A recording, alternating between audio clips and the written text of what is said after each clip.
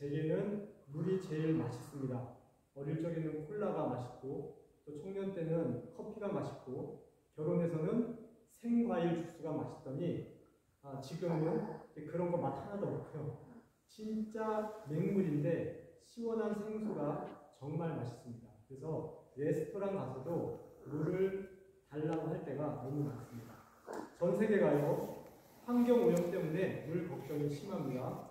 그래서 생수를 구입해 먹죠. 더 비싸고 좋은 생수를 먹으면 건강하니까. 그런데 그렇게 값비싸게 준 그 생수도요, 오랜 유통기간 속에서는 안전하지가 않다고 합니다. 각종 오염, 세균이 오염되어 있다고 얘기합니다. 그래서 생수에도 안전한 물은 없다는 것이죠. 그런데 여기 영원한 생수가 있습니다. 오염의 염려가 없고요. 가격을 걱정할 필요도 없고 모든 것은 무료입니다. 그 생수가 오늘 에스겔서 47장 1에서부터 12절에 나오는데 이 물을 오늘 이 시간 저와 여러분이 사모하기를 축복합니다. 아멘. 그가 나를 데리고 성전문에 이르시니 성전의 앞면이 동쪽을 향하였는데 그 문지방 밑에서 물이 나와 동쪽으로 흐르다가 성전 오른쪽 제단 남쪽으로 흘러내리더라. 동쪽, 남쪽 방향이 중요하지 않습니다. 성전에서 나온 물은 지금 사방을 흘러가고 있는 거예요. 그가 또 나를 데리고 북문으로 나가서 바깥길로 꺾여 동쪽을 향한 바깥문에 이르시기로 본즉 물이 그 오른쪽에서 스며 나오더라. 그러면서 그 사람이 그 손에 줄을 잡고 동쪽으로 나가는 물을 천척을 재고서 가보니까 내 발목에 물이 차고 다시 천척을 더 나아가서 측량해 보니까 내가 그 물이 내 무릎에 오고 또 다시 천척을 더 나아가서 그 물을 측량하니까 그 물이 허리에 오르고 또 다시 천척을 나가서 멀리 나가는 거죠. 그 강물을 따라가서 재보니까 그때는 능히 내가 건널 수 없는 강이 되더라. 어떤 물이요? 이 하나님의 생명의 물이, 사람을 살리는 이 물이. 그 물은요, 성전 문지방에서 처음 솟아나고 있었습니다. 이 물은요, 하나님의 물이에요. 그죠? 성전에서 나오는 물이니까. 땅의 물이 아닌 생명의 물, 영생수입니다. 이 물이 저와 여러분에게 필요합니다. 아니, 제 삶에는 이 말씀을 읽으면서 하나님 이런 물, 나를 채우고 나를 아예 덮쳐가지고 나로 이 물에서 그냥 시원하게 온 가슴에서부터 내 몸 탁대까지 적셔버리는 그런 건강한 생수의 물이 내게 좀 부어주십시오. 내 삶에 넘치게 하십시오. 라고 이렇게 갈망하면서 읽고 기도하였습니다. 우리 좋아하는 그 가수 이승윤 씨가 물 좀 줘요 라고 하는 그 노래를 불렀는데 그 노래가 정말 잘 해석해서 부르더라고요. 생각나요? 정말 갈증이 넘쳐서 물 좀 줘요. 그 표정을 해야 되는데 갑자기 하려고 하니까 여하튼 그 갈급함이 똑같이 저한테도 있었고 그 무명의 가수가 왜 그 물을 결승전 마지막에 불렀을까 보니까 그 사람 안에 이런 갈증이 있었던 거예요. 무명 시절에 자기가 파고 있던 직업과 그 삶의 일 속에서 자기가 살아가고 있는 그 일 가운데 그런 물, 하나님이 부어주시는 물, 사람이 내 물을 마시고 즐거워할 수 있는 그런 음악의 물을 부어달라고 누가 노래하고 소리치는데 그는 이제 그 물을 남에게 마시게 하는 그런 인생이 되었네요. 저와 여러분에게도 그런 인생이 좀 갈급해지지 않습니까?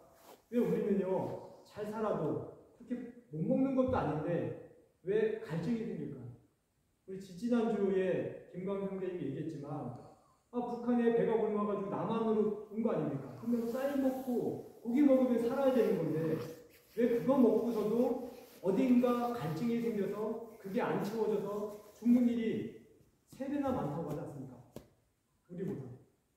그래서 그런 걸 보면 그냥 내가 먹는다고 먹는 게 아니고 내가 산다고 사는 게 아니고 웃는다고 웃는 게 아니에요. 정말 내 안에 이 물이 없다는 거죠. 이 물.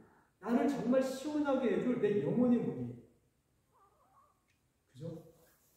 제 아들 소원 소원이에게 소원이가 이틀 전에 한 30분 자기 전에 얘기했어요. 제 옆에 누워가지고 탁하니 누워가지고 저를 괴롭히면서 하는 얘기예요. 제 베이비를 꺼내서 자기는 삶에 무엇을 해도 의미가 없다. 재미가 없다. 그래서 유일하게 지 혼자 독백을 하는 거예요. 유일하게 재밌는 건 게임밖에 없대요.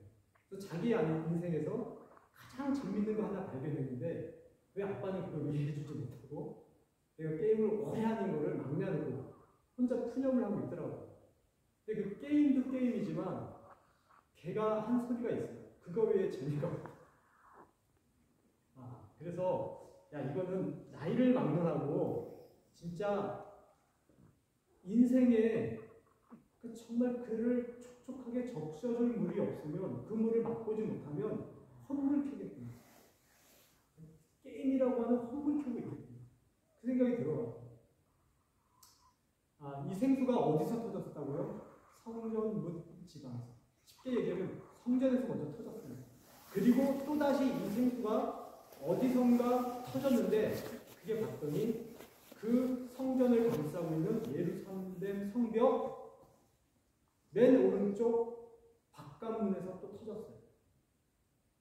뭐 읽을 수 없지만 그렇게 터졌다는 얘기가 나옵니다. 그 말씀을 보면서 내 인생에 샘이 터져야 한다면 먼저 하나님의 성전, 예배, 말씀에서부터 터져야 되는 거구나. 그죠? 그리고 그 샘이 터진 사람이 먼저 말씀, 성전, 예배에서 터지면 그 다음에 어디서 터진다고요? 그 성전과 세상을 연결하는 문에서 그게 터지는 거예요. 37장을 읽었는데 에스겔서 47장을 읽었는데 46장에 보면 그 동쪽 바깥문으로 누가 왔다 갔다 하냐면 세상 사람들이 왔다 갔다 해요. 그러니까 거기서 터졌다는 건 성전에서 터진 물은 반드시 세상 사람을 터뜨리게 하는 그런 역사가 있다는 거로 제게는 감동이 되어져 왔어요. 먼저 목사에게 이 갈증의 물이 터져서 해소가 된다면 반드시 그 목사가 목회하는 우리 성도들 안에도 이 갈증을 해소하는 물이 터지게 될 수밖에 없는 그런 약속의 물 아니겠습니까? 그러니까 여러분에게도 저에게도 이 물이 터져야 되는 거예요. 근데 우선순위는 어디서? 성전에서, 말씀에서. 하나님 말씀이 없는, 예배가 없는 그런 인생에서 터질 수 없는 물이 이 물입니다. 기독교 역사는요, 이 물이 터지는 역사예요. 물이 터지는 역사. 처음에는 아주 미미하게 예루살렘 성전에서 초대교회 몇 명으로 터졌는데 이게 서구 세계를 구석구석 돌아가지고 아메리카를 가가지고 지금은 어디로 온 겁니까? 한국에 왔고 아시아로 흘러다니고 있지 않습니까? 이렇게 하나님의 물은요, 흘러다니며 터뜨리고 있어요. 계속. 유럽하고 한국은 이미 터졌죠. 그래서 우리에게도 지금 오늘날 같은 영광이 있지 않습니까? 저는 감히 하나님 믿는 목회자로서 제가 성경을 연구하고 보건데 정말 우리나라의 복음의 물이 성전에서 터진 시대는 1800년 이후밖에 없어요. 1900년 다 돼가는 그 어느 즈음에 복음이 들어와서 우리 교회 나라에서 기독교라고 하는 복음의 샘이 터졌고 그 결과 오늘날 우리 대한민국은 5000년 역사에서 이렇게 잘 살아본 시대가 없잖아요. 그렇죠. 그런 시대를 하나님이 세상의 동쪽 바깥문에서도 터뜨려 주신 것 같아요. 근데 오늘날 우리 시대 젊은이들은 동쪽 바깥문, 곧 우리 힘과 우리 능력과 우리의 열심으로 이 샘이 터져가지고 잘 살고 있는다고 생각하는 것 같아요. 그게 너무 안타까워요. 그래서 우리 젊은 세대 대한민국에 이 젊은이들이 하나님의 이 성전에서 터지는 물을 우습게 여기는 것이 너무 안타까워요. 유럽이 왜 이렇게 잘 살게 되었습니까? 기독교가 먼저 터졌기 때문에 세계를 주름잡는 그런 나라들이 되지 않았습니까? 근데 이 유럽이 오늘날에 보면 이 성전에서 터지는 물이 없고 성전 바깥 동쪽 문에서 터지는 물밖에 없어요. 세상의 물만 터지고 지식과 철학과 과학만 터져요. 그래서 이 유럽이 지금 먹는 건 잘 사는데 육신의 양식으로는 잘 사는데 영의 양식이 없어서 메말라가고 그리고 외롭고 쓸쓸하게 죽어가는 유럽이라는 걸 보지 않습니까? 어떻게 이렇게 개인주의, 어떻게 이렇게 자기의 자유만 부르시다가 어떻게 이렇게 냉랭하게 이렇게 뭐라고 될까요? 홀로 살다 홀로 죽는 유럽이 됐는지 그런 안타까운 마음이 있는데 그 마음이 지금 우리 민족을 보면 우리 민족이 이렇게 될 것 같아요.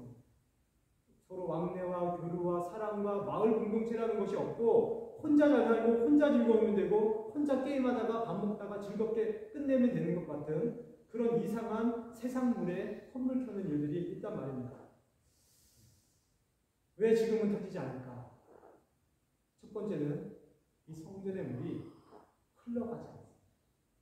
오늘날 한국교회 젊은이들과 유럽의 젊은이들에게 이 물이 흘러가지 않아요. 오늘 본문 47장 8절을 읽으면요. 그가 내게 이르시되 이 물이 동쪽으로 향하여 흘러 아라바, 이 아라바가 광야인 거 아십니까? 그러니까 사막으로 내려가서 바다에 이르리니 여기서 표현되는 이 바다는 사해바다예요.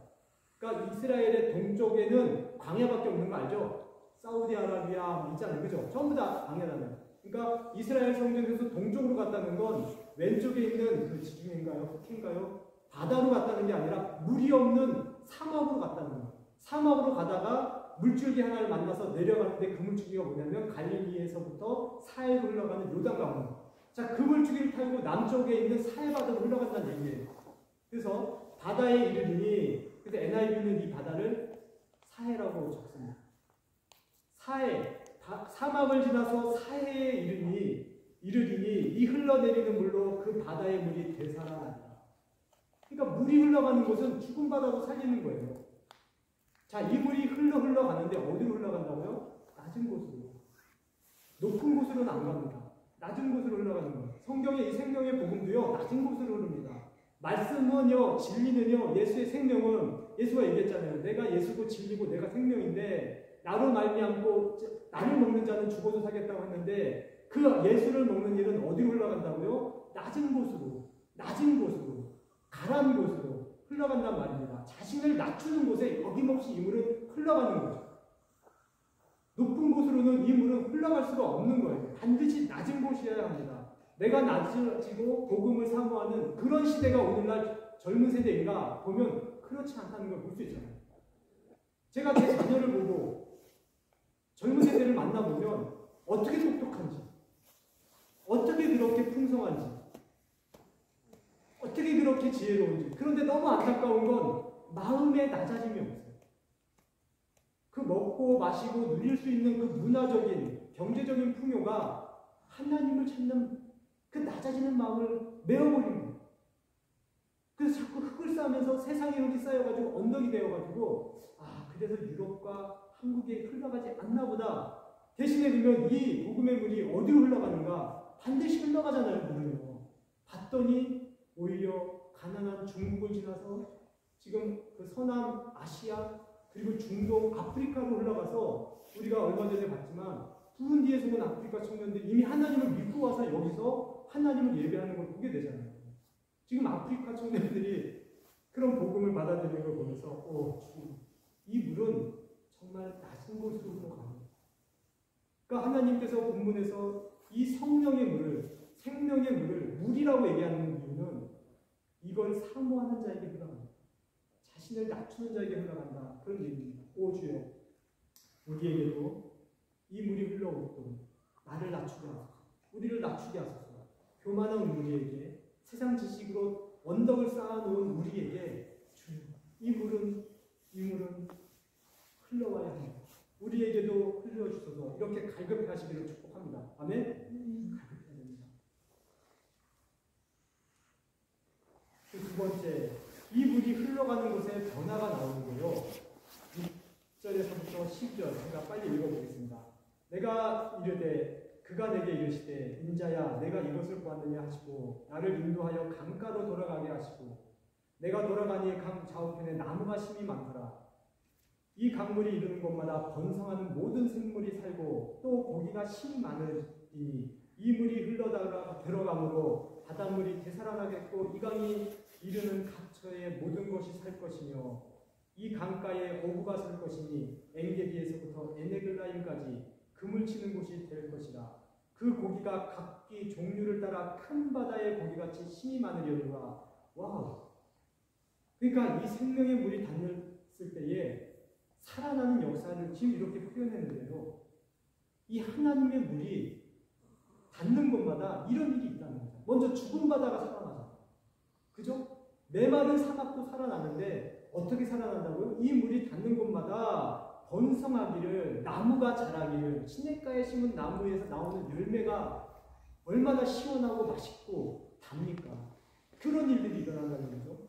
이 물이 고인 곳에서는 물고기가 자라는데 그 물고기는 그냥 물고기가 아니라 바닷가에서 자란 그런 물고기처럼 크대요. 각기 종류가 많아요. 그래서 단순히 물고기만 많은 게 아니라 이 물이 닿는 곳에서는 세상의 직업도 활성화가 되네요. 그래서 어부들이 일을 하고 아이디어와 자기의 직업과 아르바이트를 통해서 이 물과 더불어 살아가는 역사가 있다는 거예요. 그러니까 하나님의 생수의 물은 단순히 복음, 영적 지식뿐만 아니라 그 지식이 차고 넘쳐서 내 안에 세상의 지식, 세상의 먹거리까지도 내가 우수하게 잡아먹을 수 있는 그런 아이디어와 지혜와 일의 지식으로, 능력으로 임한다는 거잖아요. 혹시 우리 가운데 나의 현상이 사막, 나의 현상이 혹시 사해바다, 그 염분이 가득해서 아무것도 살 수 없는 바다잖아요. 그죠? 근데 그곳에도 이 물이 들어가면 염분을 다 없애버려서 물고기가 사는 곳을 만든대요. 그러니까 이 성전에서 솟아나는 이 물이 얼마나 단물입니까? 이 단물을 마시는 그런 역사가 일어나기를 축복합니다. 아멘? 이런 변화죠. 그런데요, 이렇게 놀라운 변화, 바다의 물고기같이 각종 물고기가 살아나는 그 강물에서 그런 변화가 그런데 일어나지 않는 곳이 하나 있어요. 그곳이 어디냐면 11절입니다. 그 진펄과 갯벌은 되살아나지 못하겠고 소금 땅이 될 것입니다.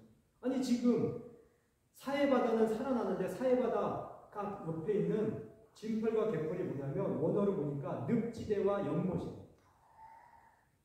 늪과 연못은 살아나지 못합니다. 여전히 소금기가 있대요. 이곳은 사해바다처럼 살아나지 못했어요. 왜 그럴까요? 이곳은요, 생명을 거부하는 곳입니다. 그 물이 흘러들어가지 않는 거죠. 보세요. 연못과 늪지대는 자신의 물이 있습니까? 없습니까?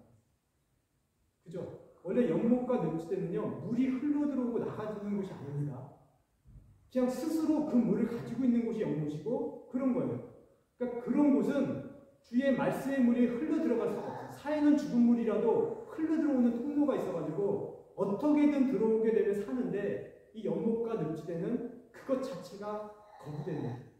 자기 안에 있는 물로 만족해서 어떤 흐름의 물도 받아들이지 않는 그런 물에서는 그런 생명의 결과가 없다는 거죠. 그러니까 우리가 이 물을 사모하면서 내가 이런 늪지대, 연못은 아닌가, 내 안에 있는 고인물로 만족하면서 하나님의 생수의 물은 필요 없습니다 하는 그런 나는 아닌가 살펴봐야 됩니다. 사도행전 18장 6절에 안식일마다 바울이 유대인들의 회당에서 복음을 전했네요. 그런데 그 유대인들이요, 이 바울을 대적하네요. 야, 회당에 와가지고 지금 우리 유대교인데 네가 무슨 새로운 기독교를 준 거에 저리 가라고 얘기했어요. 그랬더니 바울이 뭐라고 하지 아십니까? 그들이 대적하여 비방하더니 바울이 옷을 펴면서 이르되 너희 피가 너희 머리로 돌아갈 것이요 나는 깨끗하니라. 이후에는 내가 이방인에게로 가리라. 그러니까 사도 바울이 유대인이잖아요. 그래서 그 복음을, 예수의 복음을 우리 디아스포라에 있는 그때 당시 로마 세계, 헬라 세계에 흩어진 우리 한민족처럼 흩어진 유대인들에게 가서 그곳에서 전했더니 유대인들이 안 듣는 거예요. 그랬더니 바울이 어떻게 해요? 털어버리고 나는 이방인에게. 그러니까 바울이 자기 민족에게 복음을 안전한 게 아니에요. 안 받아들이는 그 늪지대 같은 모습을 보고 떠나는 거예요. 사도행전 17장 16절에 보면 바울이 아덴이라고 하는 그리스 도시에 갔네요. 그곳에서 그들은 우상을 보고 또 복음을 전했어요. 사도 바울이. 그러자 그 유대인 그리스의 아덴에 있는 사람들이 이렇게 반응을 해요. 어떻게 반응하는지 보세요. 날마다 만나는 사람들과 변론하니 어떤 에피쿠로스 학파, 스토아 철학자들도 바울과 쟁론할세. 어떤 사람은 이르되 이 말쟁이가 무슨 말을 하고자 하느냐. 어떤 사람은 이르되 이방 신들을 전하는 사람인가 보다 하니 이는 바울이 예수와 복음을 전하기 때문이다. 그를 붙들어 아레오바구로 가며 말하기를 내가 말하는 이 새로운 가르침이 무엇인지 우리가 알 수 있겠느냐.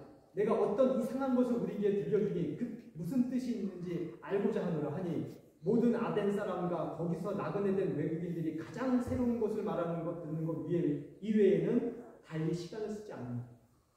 그러니까 아덴에 있는 그 헬라 사람들은 어떻게 해서 복음을 안 받아들였어요? 새로운 지식, 새로운 학식인가 하고 듣곤 그래 새로운 학식이구나 하고는 지식과 철학을 듣고 이걸 던져버리는 거예요. 그러니까 사도 바울이 이 마지막에 이 사도행전 17장 32절에서 뭐라고 하지 아십니까? 이 아덴 사람들에게 어떤 사람은 조롱도 하고 어떤 사람은 이 일에 대하여 내 말을 다시 듣겠다 하니 이에 바울이 그들 가운데서 떠납니다. 그러니까 복음을 증거하는데 조롱하고 어떤 사람은 다시 듣겠다고 하는데 그게 사랑을 마음으로 듣는 게 아니라 지식, 자기 가르침의 어떤 말쟁이들의 말장난같이 학식 하나 더하는 것으로 그걸 받아들이니까 사도 바울이 이방인 중에서도 그런 사람은 떠나는 거예요. 그러니까 복음은요 아무 데나 가는 게 아니라니까요. 사모하고 낮아지고 갈급한 곳에 가는 거예요. 사막이라고 사해라고 저주하지 마시고 그런 곳이라도 사모한다면 흘러가는데 늪지대 연못이라고 자기가 보인 물, 지식의 물 가지고 달다 쓰다 하는 사람들에게 안 가는 거예요. 자신에게 흐르게 하고 자신의 그 이전의 고인물, 세상물, 자족하는 물을 버린 자들에게 어떤 일이 일어나냐면 오늘 12절에 보면요. 강가 좌우가에는 각종 먹을 과실나무가 자랐어요. 그러니까 이 성전에서 흐른 물이 강물이 되고 그 물의 강가에는 각종 먹을 실과나무가 자라서 그 잎이 시들지 아니하며 열매가 끊이지 아니하며 이게 저와 여러분이 되기 축복합니다. 달마다 새 열매를 맺으리니 그 물이 성소를 통하여 나옵니다. 그 물이 성소를 통하여 나옵니다. 그 열매는 먹을 만하고 그 잎사귀는 약조류가 되리라. 얼마나 멋있어요.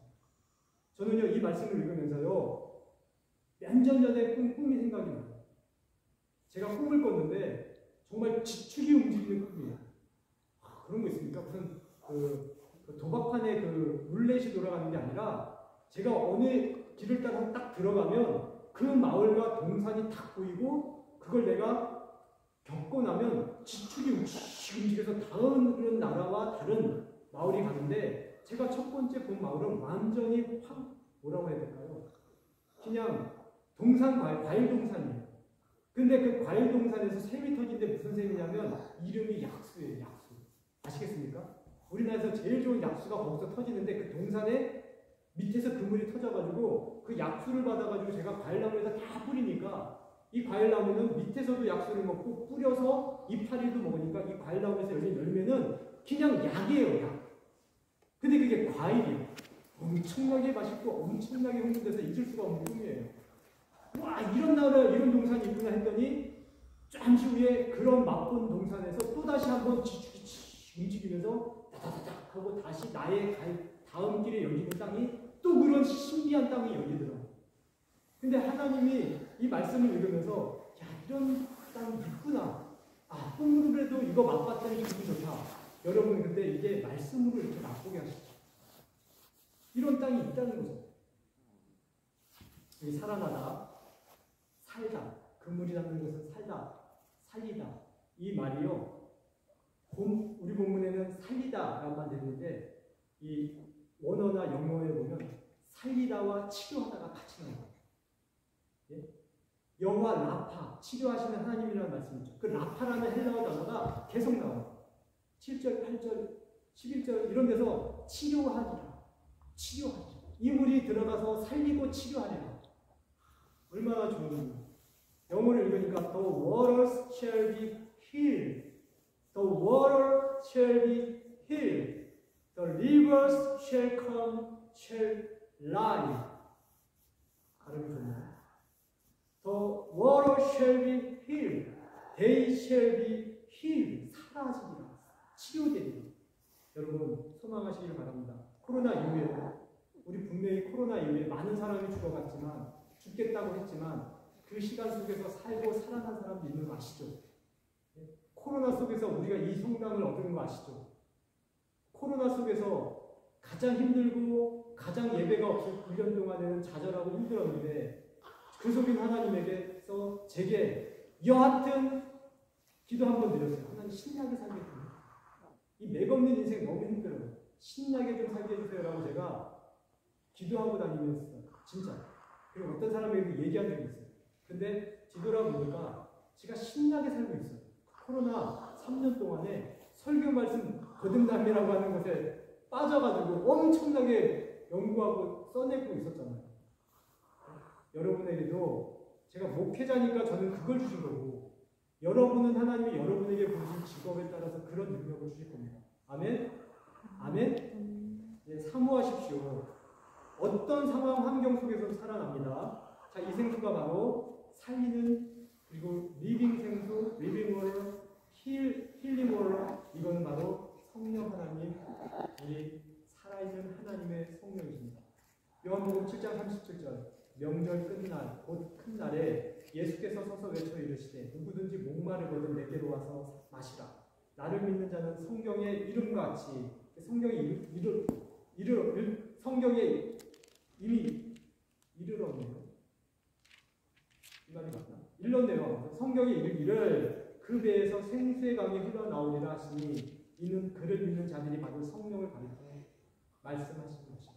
그러니까 우리가 믿는 안에 반드시 예수를 믿겠다고 하는 십자가 믿음의 언덕을 넘는 사람에게는 이 성령이 터진단 말이에요. 이 성령이 터진단 말이에요. 이 성령이 오시면 생수가 공급되고 마시게 되고 사라지게 되고 살아나는 역사가 있단 말이죠.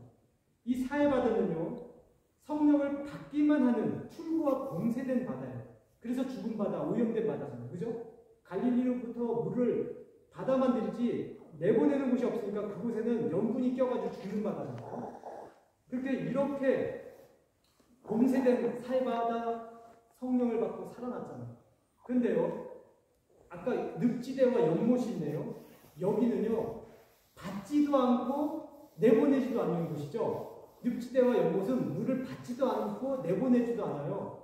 그거 가지고 지가 정확하게 사는 거예요. 물도 아니고 흙도 아니게. 진흙탕으로. 그래서 진흙탕이라고 하잖아요. 그곳에 잘못 빠지면 죽잖아요. 살 수도 없고 나무도. 그런 곳은 이렇게 놀라운 생명의 수가 흘러갈 수 없는 곳이라는 걸 다시 한번 기억하시기 바랍니다. 그러니까 우리가 성령을 받는 사람은 어떤 일이 일어나면 받아서 반드시 그 성령을 흘려보내는 일이 일어날 수밖에 없어요. 내가 복음을 받아들이면 복음을 흘려보내잖아요. 제가 80년대 훈련을 받았는데, 교회를 다니면서 선교 훈련을 받았는데 맨날 무슨 얘기를 했냐면, 우린 복음을 받았으니까 이 복음을 가난한 나라에다 전해야 된다. 그래서 제가 고등학교 3학년 1989년도에 선교사로 헌신을 했다니까요. 90년대, 2000년대는요, 초반에까지도 이 선교는요, 부흥이었어요, 한국에. 그래서 우리는 항상 성령 받은 자는 성령을 누군가에게 복음을 전해야 된다고 배웠어요. 그죠? 그래서 우리 민족이 산 거예요. 근데 오늘날 우리 민족은 지금 이 복음을 못 주는 민족이 되었다는 걸 아십니까? 최소한 저의 나이까지는 복음을 전해주고 있어요. 근데 30대, 40대에는 선교사로 나가는 일이 거의 없어요.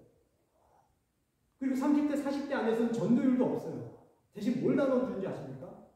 먹을 거, 입을 거, 돈 나눠주는 거. 세상의 것 나눠줘가지고는 살아나지 못해요. 다시 얘기합니다. 성령 받은 자는 성령을 나눠주는 거예요. 그게 우리의 본분이에요. 하나님이 흘러 들어왔으면 흘려내 보내라 하는 이건 물질도 있지만 사실은 원초적으로 이게 성령이에요. 성령 받으셨습니까? 그럼 반드시 복음 전하는 역사가 있어야 되는 거예요. 아멘? 우리 경선님을 깨우고 싶은데, 옛날 같으면 깨울 텐데 제가 굉장히 피곤하구나 생각이 들어가서 못 깨우게 있는 거 있죠, 제가.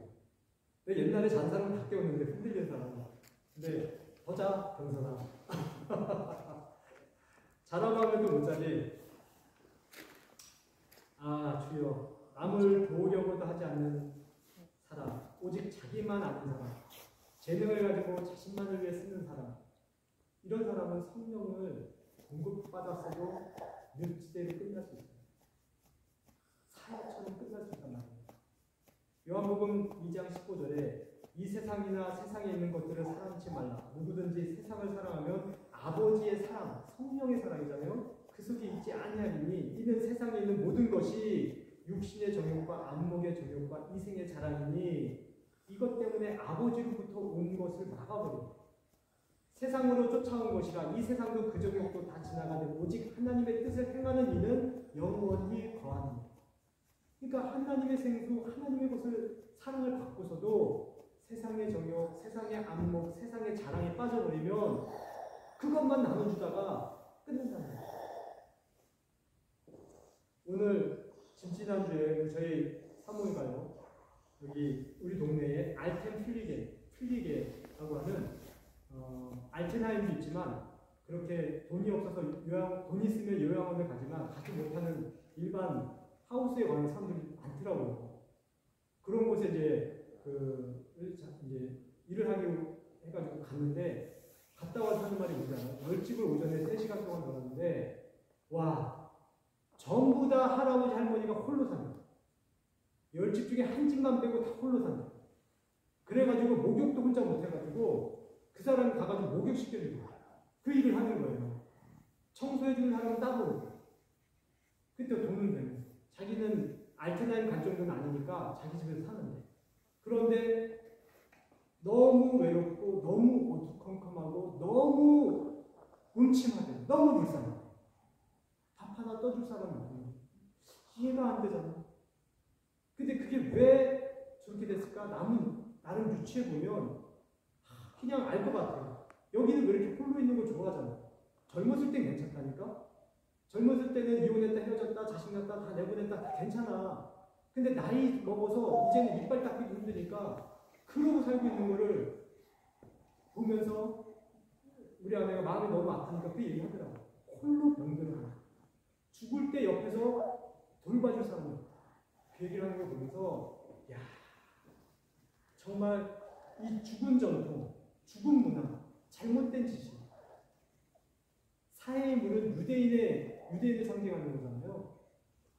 유대교로 죽어있는 생명이 없는 종교, 하나님이라고 부르고 있지만 늪과 연못은 오늘날 이방인 세계에 있는 철학, 지식, 그런 과학, 현대과학이라고 할 수 있겠죠. 과학은 항상 맞는 게 아니잖아요. 그 시대를 잠깐 흘러버리고 장악해버리는 지식과 말씀의 사고에 사로잡혀가지고 그냥 그렇게 살다가 가는.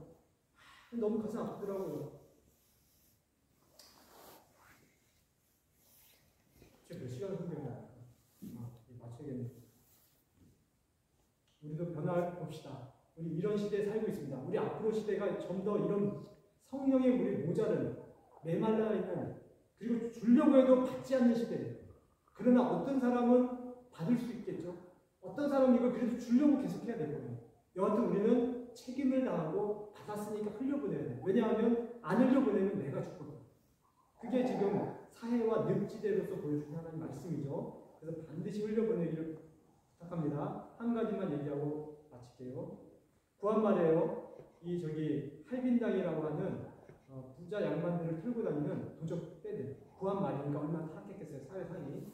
그런데 유독 경주 최부잣집 댁만은 털지를 않았대요. 도둑떼들이.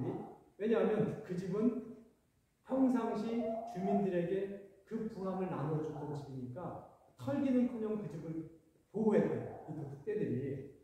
그래서요, 이 경주 최부잣집에 대한 책도 나왔는데 거기 내용을 보면 부자는 3대를 못 간다고 하지만 이 경주 최부잣집 만석권 집은요 1600년대 초반에서 1900년대 중반까지 무려 300년 동안 12대가 대대로 만석권 부자로 살아왔어요. 그 비결을 이제 봤더니 이 최부자 집은요 베풀 줄 아는 집안이었다는, 베푸는 걸 생활했던 집안이에요. 그래서 구한말에 의병장, 신돌섭, 최익현을 비롯해 손병희, 최남성, 정인보, 안희재, 여운영, 조병우 등 숱한 인사들이 이 집 사랑방에서 손님으로 와서 다 살고 갔다. 그 집의 큰 사랑채에는요 100여 명이 넘는 사람들이 항상 머무는 거예요. 항상 남에게 베푸는 그런 집안.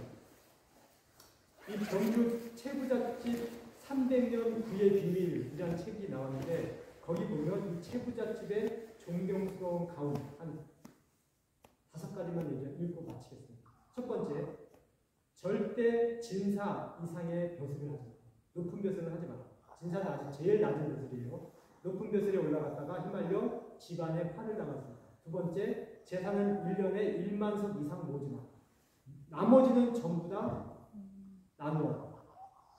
나그네를 후하게 대접하고 누가 와도 넉넉히 대접하고 돌아갈 땐 시원하게 살아요. 흉년에는 남의 논 밭을 매입하지 마. 흉년 때 먹을 것이 없어서 남들이 싸게 내놓은 밭을 사서 그들을 몸통하게 해서 가문의 며느리들이 시집 오면 3년 동안 무명옷을 입혀서 어려움을 체험하게 하고 사방 백리 안에 굶어 죽는 사람이 없게 하고 특히 흉년에는 양식을 줬다. 이게 실제 경주 채부자택의 가훈. 그래서요, 이 재산이요, 일제 당시 독립운동 자금으로 쓰이고요, 나머지는 다 광복 후 교육사업에서 들어갔고, 그 집은 지금도 다 그렇게 팔려져서 후손들이 집이 아니에요. 그러니까 가진 모든 거를 이제 독립운동에 다 써가지고 지금은 그 가세가 키우러니. 근데 이런 사람의 이야기가 사실 우리 안에, 우리 민족 안에, 독립군들 안에 살아오면서, 그리스도인들 안에 살아오면서 이런 부자에 대한 꿈과 소망이죠. 이런 분이 없으면요, 전부 썩은 부자들만 모델이 됩니다. 그죠? 이런 분, 이런 모델, 이런 그리스도인들